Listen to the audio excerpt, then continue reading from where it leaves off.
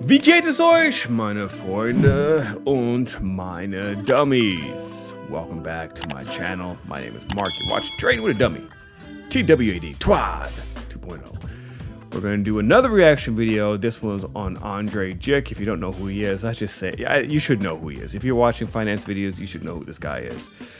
Legitimately, I actually got into this because of him. I liked his video content. I was like, oh, I could try to be entertaining, and started my YouTube channel because of him. And initially when he started, he was all about dividend investing, and then he went down a dark path and became a Sith Lord with FTX. No, but he ended up kind of just getting away from the whole dividend stock stuff and started, shilling cryptos and crypto brokerages and NFTs and stuff. It was really weird. He kind of just completely went from like this conservative, safe investor to this speculative investor. But apparently he did a video over a year ago. Let me see, when was this video? Yeah, over a year ago. It's got 1 million views. Amazing. And it says why I quit dividend investing. So this was very interesting because I'm actually really into in dividend investing right now. I think it's one of the safest routes to go if you want to be an investor, and then get yourself a bunch of good quality dividend stocks, build up your portfolio with over 100 shares in each, and start doing cover calls. I think it's an awesome strategy personally. And if you guys haven't done so yet, make sure you check out some of those interviews I have with folks that are in this dividend space. Ones who are not trying to take advantage of you and sell you crappy programs for $3,000. But check out Dapper Dividend and Ryan Williams. I interviewed both of them. They're really good. And there's another guy named Ari. Forgot his channel's name, but there's like a really cool niche community of dividend investors. So check it out. So we're going to react to it. All right. So without further ado, let's get to my epic transition. What Andrei Jikh has to say. I gotta tell you though, man, that guy, when it comes to editing, he's so amazing at it. And if he was really doing this all by himself, awesome.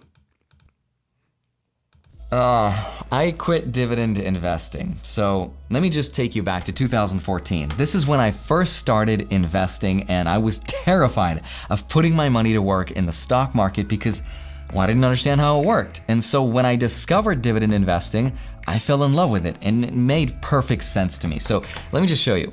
This is my portfolio right here. It's worth roughly $350,000 today. Well, actually, must be nice to have $349,000 invested in the stock market. I wonder how much he's got left though. I'm really curious. It's like $20,000 from all those bad investments he's made. But I am curious to see his portfolio. But that's a lot of money, man. Congrats, man, on him. Congrats on. That's a lot of money in the market.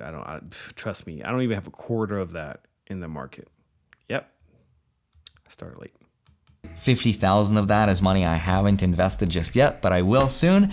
And this just made perfect sense to me because I get paid dividends every single month without having to sell a single stock of this. And if tomorrow this crashes 50% and it's worth half as much, $175,000, well, I still get paid those dividends. And even though these stocks don't grow in value as much as something like a Bitcoin or a Tesla, when there's a market crash, they also don't fall quite as hard.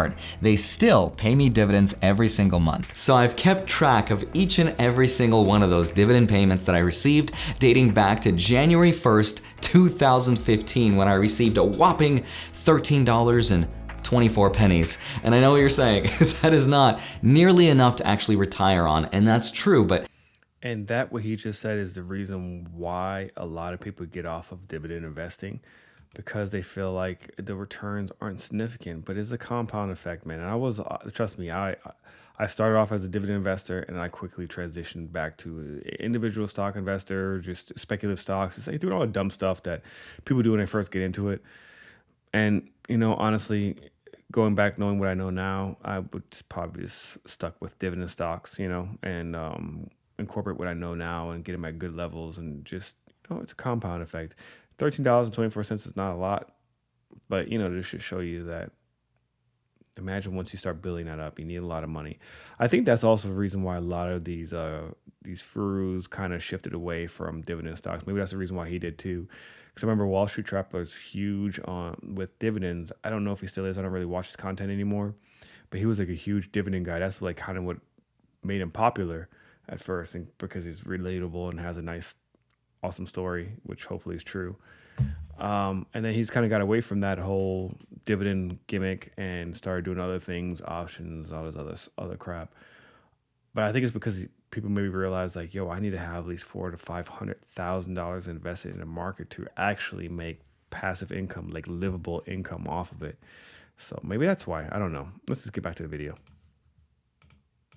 At the time when I started investing, that was all the proof I needed that this concept of money making money actually works, and that the stock market isn't this thing that's set up against you and that it's rigged, and that it actually works and that anyone can make money. So I fell in love and I stuck with it for 5 years. I saved 50% of my income, where I was earning $50,000 a year. I put it away, and everything I received, I reinvested it back into itself until it grew into what you see today. Now this year, just 7 short years later, it's not that long ago that I started, I made a little bit more in January because I made $520.35, and in February of this year, I made $665.25, up from $15 in February of 2015. So the dividend snowball is real. See, that's pretty good. And that's with $300,000 that he has invested in the market. I don't know why he just didn't stick with that, man. It is actually growing, and yes, I've reinvested, I've added more money, but the point is I love passive income. It's how I started my YouTube journey when I made that passive income video about how I made $781 with Robinhood. It was one of my first videos that went viral on my channel, and it played no small role in helping me get to this point. But I have learned a lot over the years, and I was lucky enough to collaborate with people that in many ways are smarter than me, and some of them I'm lucky to call my friends today. So let's talk about exactly why I quit dividend investing and what I'm doing now instead. Ooh, yo, I don't know if this is just me just thinking way too much into this, but the fact that he was just saying, you know, he started his channel and it blew up with dividend, and then he met these friends.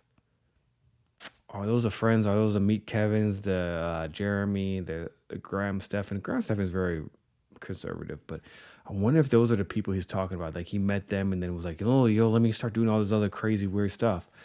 Ooh, I wonder if they're the ones who destroyed his portfolio and his reputation. I'm curious. I wish these guys would sit down and talk to me. You know, I'm not an ass. Very nice guy, to be honest. Get to know me. I'm actually pretty cool. Easy guy to get along with for the most part. To take advantage of people and we won't have a problem. But I'm doing card tricks because the stock market's like one giant card trick. Just when you think the stock market's gonna do one thing. Oh, by the way, if you don't know this, he's a magician. Instead, it does something else entirely. But then it goes back up, and then it goes down, and then it goes up, and then it goes down, and it becomes something else entirely, like this Ace of Spades. Let's begin. Hi, my name is Andrei Jikh. Hope you're doing well. Come for the finance and... Honestly, he should just sell a course on how to do magic tricks. I think he's great at his magic tricks, especially if they're like unedited. I think he's great at it. Honestly, that's probably his calling. Should have done a channel on magic. Eventually. I'm going to fast forward real quick because I want to see why did he change his mind, because I feel like it's kind of dragging along.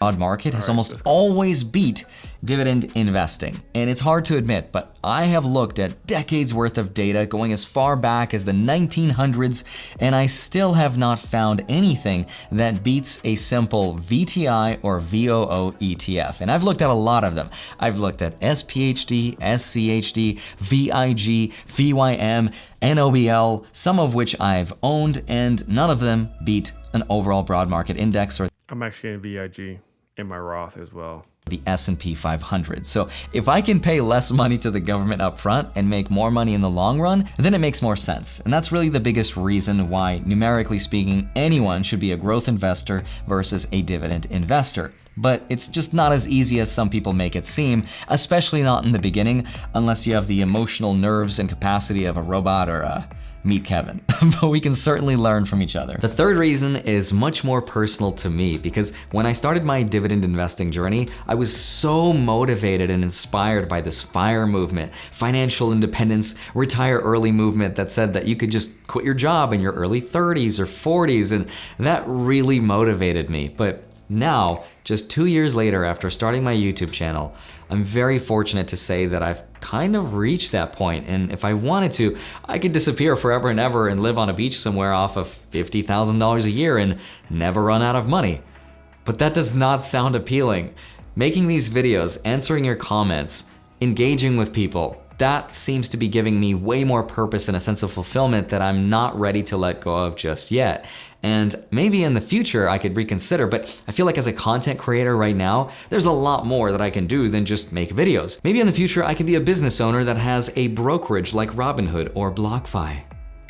So as I've become more financially independent. Oh Lord. So anyways, BlockFi also went bankrupt. This doesn't age very well. Obviously my goals have been upgraded as well. So now instead of fire, fat fire, which is basically instead of spending an average income, you're gonna spend an above average income of roughly $100,000 a year of passive income.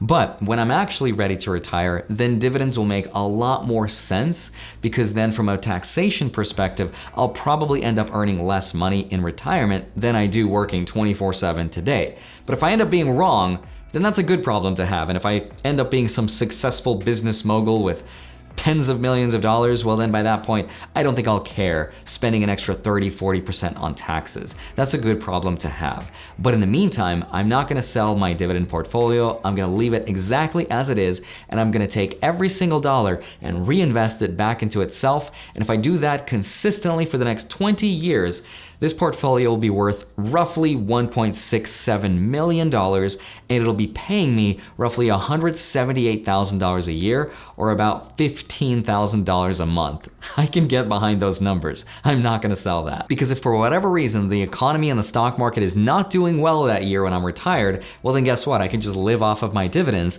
Even if they get cut in half, that's still enough to keep me afloat. And if the market is doing well, like it is today, well then I can sell off my ETFs to pay for my expenses, and I can balance the two out. And if interest rates ever go back up, well that's when growth won't do as well, because remember, growth does better when interest rates are low, because it's cheaper to borrow money and that's what stimulates growth. So my dividends will do better in that environment. And if I have cash on the side, I just feel like I'm covered from all sides no matter what's going on in the world. So now let me share with you exactly which of the stocks I'll be focusing on now that I'm more focused on growth rather than dividends.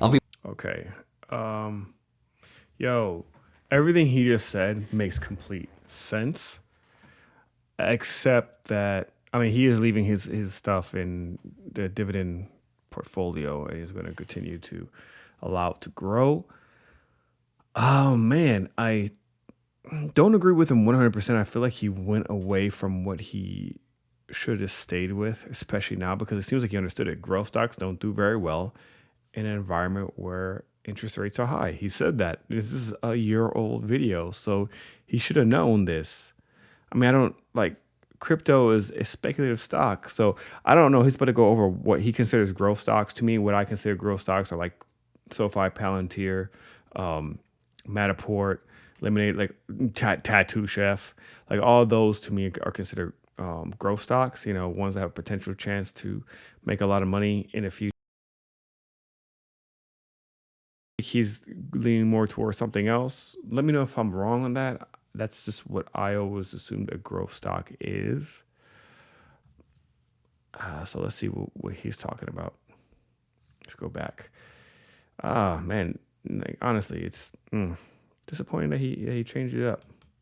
Be buying a lot more of VTI and VOO. So VTI is the broad market index fund, and VOO, V, Roman numeral for 5, OO is the S&P 500. So why is everyone always VOO and VTI? You pull up a chart and put them next to each other. You'll see that you get basically almost the same freaking return. Why? Go with VOO or QQQ or VTI and QQQ. Like just something else. It's like you're just putting your money into this almost nearly the same asset. It's crazy. I don't get it. It's like everyone keeps saying that. What am I missing? Please tell me. Comment below. So both of these ETFs are ridiculously similar. Take a look at their charts. Exactly. Over the last, I don't know how many decades, they almost performed identically. That's what I'm saying. So why put in both? like Tesla incorporated into it long before the S&P 500 does, because it has to get approved by a committee. So stocks like Tesla go under the radar in VOO while VTI incorporates it. And the other reason I like VOO is because it allows me to do what's called tax loss harvesting between the two. Since they're so similar, if one of them's lost money, I can just sell off one and buy the other, and it's not considered a wash sale. And it's a really cool strategy that I'll use. So I guess quit dividend investing is a little bit over dramatic of a title, but I guess I'll just say I took a detour for a little bit. And if you haven't already, don't forget to grab up to $250. Okay, so that was it for that video, and then he goes through sponsorships, which we're not going to allow here on my channel. Yeah, it looks like, I mean, I understood the reasons why, and moving stuff into VO, BTI, even though I think it's kind of stupid to invest in both of them, but his strategy, cool. But clearly he didn't do this. I mean, unless he did, he should do like a follow-up video, because to me, I just remember this is the Andrei Jikh that I used to like. This is like the guy I look forward to every time he dropped a video. I felt like I would learn something. Like I learned something today watching this again. I don't know if you guys did. Hopefully you did. Hopefully you learned something from his content. But he's not the same person that he was a year ago. And I understand that. I wasn't the person. I mean, I'm not the person I am now that I was a year ago. I mean, for crying out loud, over a year ago, I did a video on Netflix going to 1,000. Like that didn't age very well. So, you know, you learn and you make mistakes. I just feel like he was already on a pretty damn good path, man. I don't know what brought him into this whole NFT and crypto space, the fast money. Maybe it's the guys he was hanging out with. I don't know. It's just weird. It's weird. I feel like he was on a good track to success here with what he's doing, and maybe it seems like he maybe sold out. I don't know. It's really sad because this was a good video. I really liked it. I honestly did. It seemed like he was really excited about it. It seemed like he was really excited to, you know, actually add value and give you good information, stuff, gems that you can keep and always apply in your own life. It's sad to see him go to his NFT and crypto route, which didn't pan out, and then going the FTX route didn't pan out. Seemed like a lot of stuff that he started doing later on in the channel, especially during the bear market, just kind of didn't go the way he expected. So it's unfortunate. It really is, because I think his production is dope. I'm not gonna lie, still watching it. I was entertained. Like, I can't knock it. You can't knock it. Not a fan of him as much anymore. Now it seems like him and Graham Stephan kind of have the same script, and they go over the same stuff, you know, the market's crashing, the world's dooming, this, blah, blah, blah. The same stuff that everyone does, you know, in the finance space. It is what it is, man. But yeah, man. Anyways, that was a good video. I enjoyed that. He shouldn't have gotten off of dividends, but you know, it is what it is. It's not my portfolio. Until next time, y'all. Thank you for watching. Peace out. Ciao.